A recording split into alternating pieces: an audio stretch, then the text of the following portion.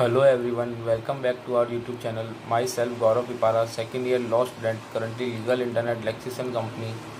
Today's our topic is essential elements of valid contract. Most of the people believe that once the party made an offer, another party had accepted it, it has become a valid contract. But it is not a valid contract. According to section 2G of Indian Contract Act 1872, a void agreement is an agreement which is not enforceable by law. A void agreement refers to an invalid agreement which is not binding on the parties.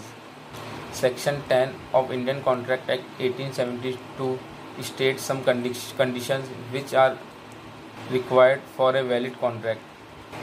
Our first essential element is offer and acceptance. Section 2A of Indian Contract Act 1872 defines the word offer, and Section 2B of Indian Contract Act 1872 defines the word acceptance.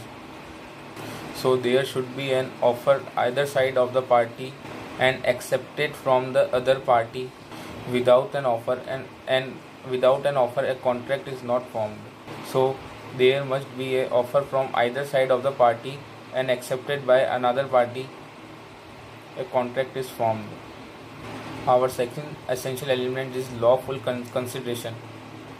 Section 25 of Indian Contract Act defines consideration. If there is contract without consideration, a contract is void. Consideration will be of three types: past consideration, present consideration, and future consideration. First, past consideration.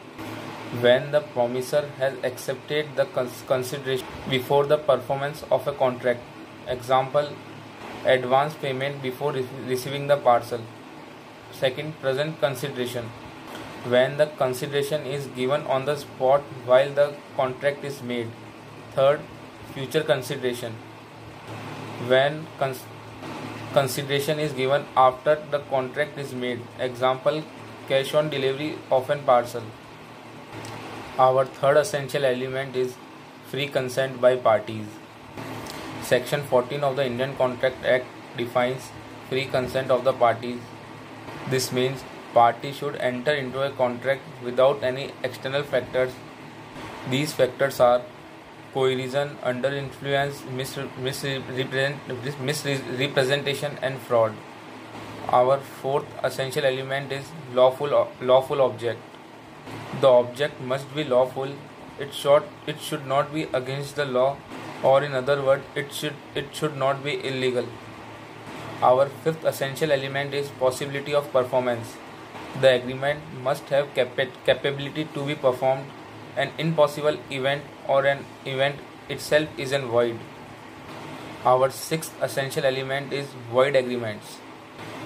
Some agreements are declared void under Indian Contract Act 1872. These agreements are agreement in restraint to marriage, agreement in restraint of trade, agreement in restraint of legal proceedings, agreements having uncertain meaning, and wagering agreements. And these are the most essential and basic elements to make a contract, and these are to be satisfied to make a valid contract.